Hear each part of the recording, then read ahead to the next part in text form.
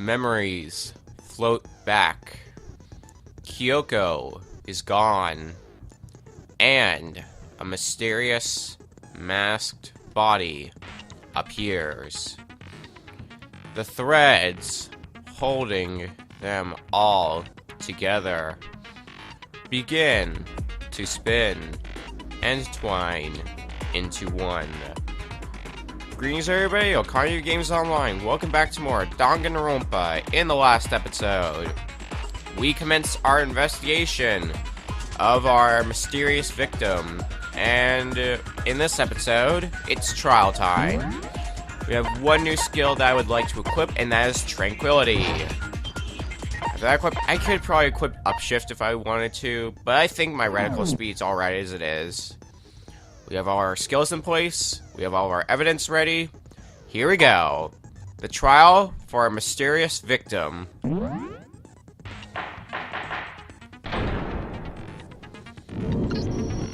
Let's begin with a basic explanation of the class trial. So, your votes will determine the results.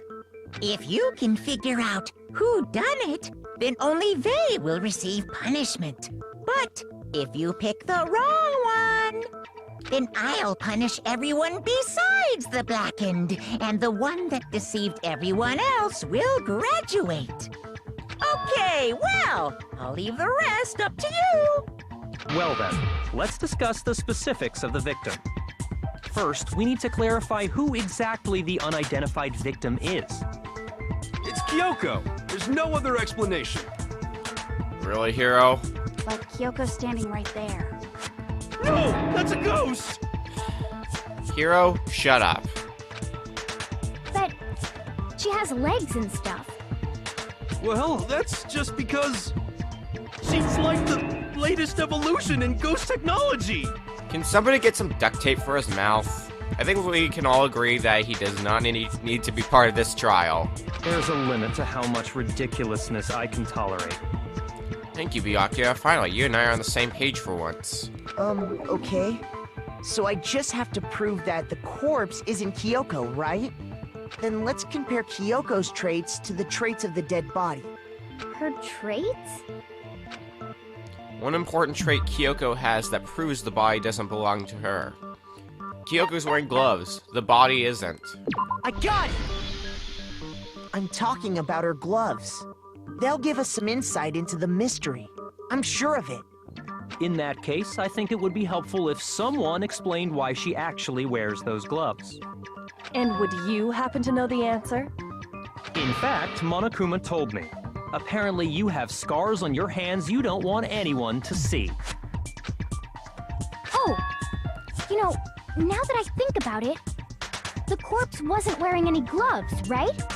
They probably just got burnt up in the explosion. I'm not convinced. The ghost is just trying to fool us all. There's no way that corpse was Kyoko. But if I can't prove why, we're gonna be stuck here and the case won't move forward. So I don't have any other choice but to...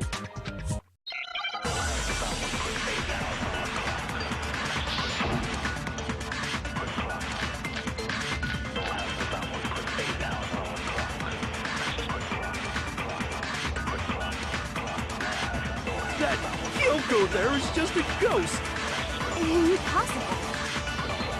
Okay, then prove it. Prove she's not a ghost. The dead body wasn't wearing gloves. They got burnt up in the explosion. Then she was wearing gloves before the explosion. Well, yeah, she must have been wearing gloves. Because that corpse is absolutely Kyoko. This entire discussion is idiotic. I know that body isn't Kyoko's, and I know I can prove it. That Kyoko there is just Impossible. Okay, then prove it. The dead body wasn't what they got burnt up. up in the explosion. Then she was wearing gloves before the explosion. Well, yeah, she must have been wearing gloves. No, it's wrong. The dead body also had fake nails. Wearing those along with gloves makes no sense. No. There's no way the corpse was wearing gloves. Whoever it was, they were wearing fake nails, remember? I imagine trying to wear gloves over nails like that would have been a pretty big pain. Besides, Kyoko wears gloves to hide her hands, right? It'd be pretty weird for someone who's self-conscious about their hands to wear fake nails, don't you think? Jeez, man, you don't know women, huh? They're complicated like that. I think more like you don't know women. If anyone doesn't know women, it's you. I'm agreeing with everybody but Hero today. Well, Kyoko, any thoughts? These gloves were custom made to the size of my hands to make sure they don't interfere with my daily life. If I wore fake nails, the gloves wouldn't fit properly. Then that's that. The dead body doesn't belong to Kyoko. Which should have been obvious since she's standing right here. Okay, so then, who's the real victim? First, we need to figure that out. Rather, that should have been the first thing in the first place. That's the first thing I said. You're the one who's been dragging us around in circles. Before anything, we have to identify the victim. Everything starts from there.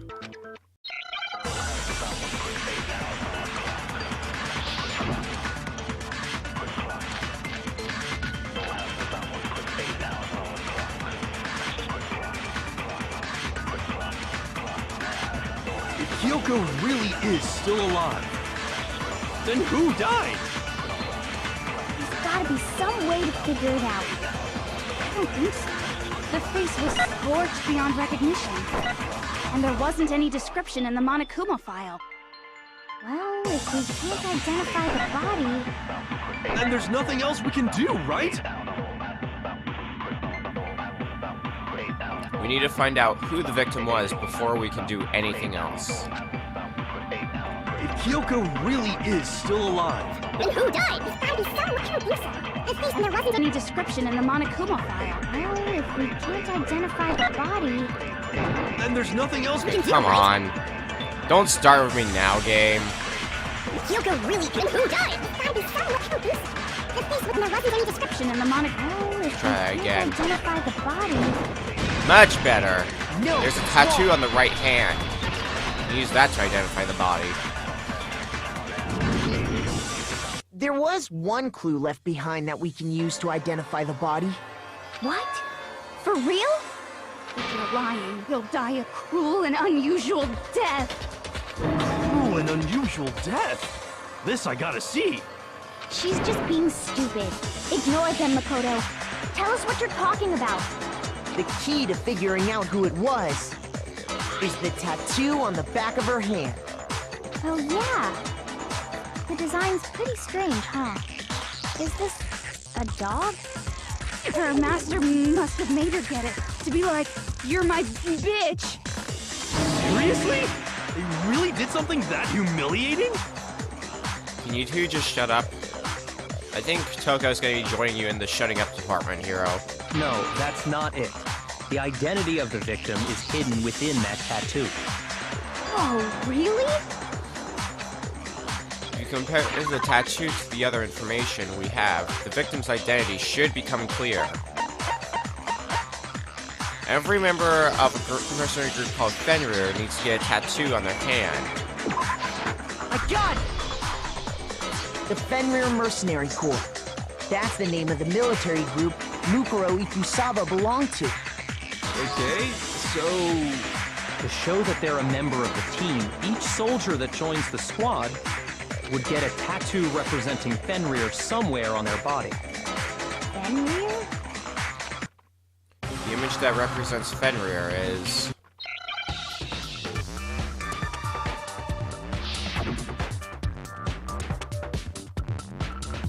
Four-letter word. Second letter is O. The word we are looking for today is the word wolf.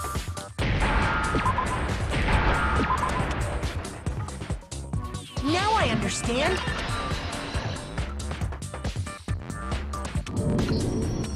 The representation of Fenrir is a wolf. Fenrir, the Wolf of Ragnarok. It's from Norse mythology. A huge, world-ending wolf beast. He's the child of the trickster god Loki, and a female giant. Oh, for once you said something useful. Man, After all this time, we finally got a glimpse of the literary all-star. A wolf tattoo. Then that means... Exactly. The body we found had a tattoo of a wolf. So I think we can all agree now that the body belongs to Mukuro Ikusaba. Which means that person must have once belonged to Fenrir. So it must have been Mukuro. What? Hold on. Isn't she the one that was behind this whole thing? I don't think so. You sound surprised, but you're absolutely right. Yes, indeed. The trial this time is to solve the murder of Mukuro Ikusaba. Are you saying the mastermind is dead? And now we have to have a coup-last trial? No. It means we were wrong in thinking that Mukuro was the mastermind at all. But I mean, being the ultimate despair seems like a pretty mastermindy title to me.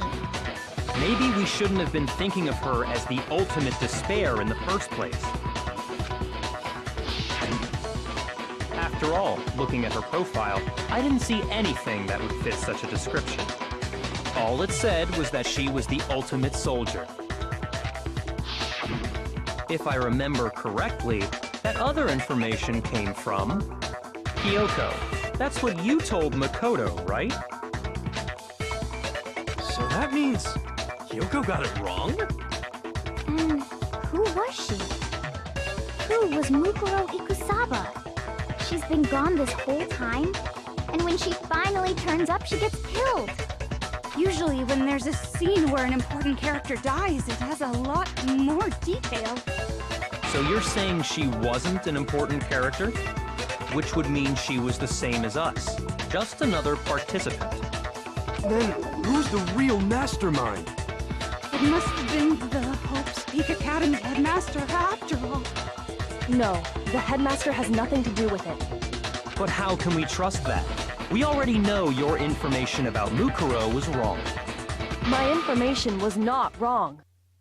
Okay. We're in the middle of a trial right now. Figuring out who killed Mukuro is first and foremost. Please limit all future prattle, chatter, and chit-chat as much as possible. Fine. Uncovering the identity of the mastermind will have to wait. But remember this. No matter what happens, we will find out who you really are. I stake my family name on it. I have officially decided to completely ignore all such attempts at provocation. Now then, just so nobody's confused, let me state this one more time for the record. The reason we're having a class trial is because a murder among the students has taken place. Hammer that point straight into your big ol' brains! What you're saying is that both the victim and the culprit are part of the student body? Then, one of us killed Mukuro? Wait, no! There's a chance that there's some mystery 17th person who's been hiding all along! I wouldn't get my hopes up if I were you. Nope. There are only 16 students in total that have been taking part in these events. Seriously? Then one of us killed Mukuro? Who did it? Who's the killer this time? Get a hold of yourself. We've already narrowed down the list of possible suspects. Huh? I'm sure you realize who I'm talking about, right, Makoto? Who the evidence points to? Based on what we know, there can only be two suspects. That would be us and Kyoko, so everybody else has an alibi. I got it! You've narrowed it down to Kyoko and me, right? Why do you say that? Allow me to explain. Just after nighttime last night, I went to the garden, so I can confirm that at that point, there was no dead body there. So, the murder must have taken place after I left the garden. However, Hiro, Toko, Hina, and I were in the gym the entire time. The gym? That's right. The four of us were there trying to dismantle Monokuma. The whole time, we were very careful not to go anywhere alone. We even went to the bathroom in pairs. All of which is to say, the four of us all have alibis. The only ones without alibis Are me and Makoto. That's why you're able to narrow down the list of suspects. Exactly so. So the only suspects now are me and Kyoko. Damn it, I can't let this stand. Somehow, I have to clear my name. I have something I'd like to say regarding the whole alibi thing. Are you thinking of raising an objection? Well, before that, I just want to try and get a better idea of what time the murder took place. Doing that might reveal some kind of clue. Whatever you want, somebody go ahead and help him out. Me and Byakuya can both confirm that the body wasn't in the garden at... Well, it was after nighttime for sure. I'd say it must have been around 10 o'clock. So the murder must have happened after 10 p.m. Then I guess we can say the time frame for the murder was between then and when we found the body? Oh, but what time did we find the body? The one who saw the body first was Toko, right? And she went to go get the pickaxe. So what time was the body discovered? That would have been 9 on the dot. I got it! The body must have been discovered at 9 a.m., since that's when Toko went to get the pickaxe. Now then, Toko, what time is it?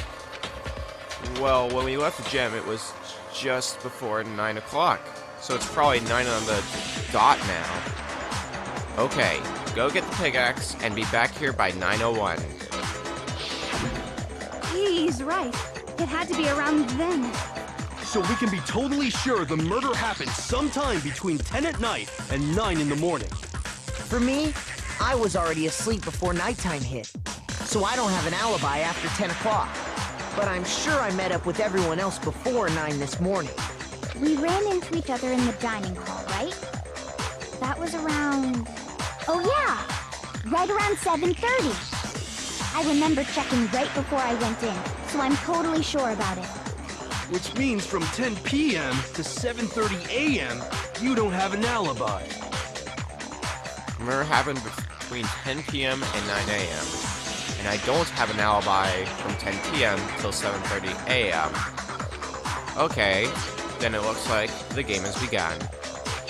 If I can't provide an alibi for that period, then I just have to prove the murder didn't happen during the time I don't have an alibi.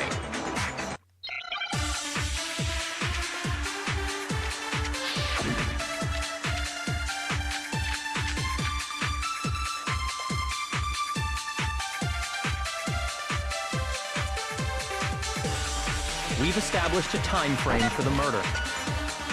It took place somewhere between 10 o'clock at night and 9 o'clock in the morning. Yep, and Makoto doesn't have an alibi for most of that time. Yeah, from 10 o'clock to 7:30. That's more than enough time to commit murder, I should think. So Makoto, if you have any objections, now would be the time. The incident took place in the garden, right? If I remember, there's something that happens there every morning at a certain time. We've established a time frame for the murder. It took place somewhere between 10 o'clock. No, that's wrong! Then the sprinkler should have gotten the entire body wet. Actually, the murder couldn't have happened anywhere near 10 o'clock. It had to have taken place way later. And what makes you say that? Because of the sprinklers in the garden. The sprinklers are set to go off right at 7:30 every morning, right? So if the body had been in the garden before 7:30, then it should have been completely soaked. Oh, hold on! I remember this part perfectly. The body was wet. Dripping wet, in fact. Yes, but only the top half. Sorry, Toko, but you're wrong. I'm wrong? How? Are you saying only the mouth down south was wet? How dare you spew such indecent words! No, I'm saying that the body was wet, but not because of the sprinklers. What do you mean? By denying the sprinkler, are you trying to deny my entire existence? I'm getting really tired of her now. Man, You're totally wacko. If you really think it wasn't a sprinkler, you'd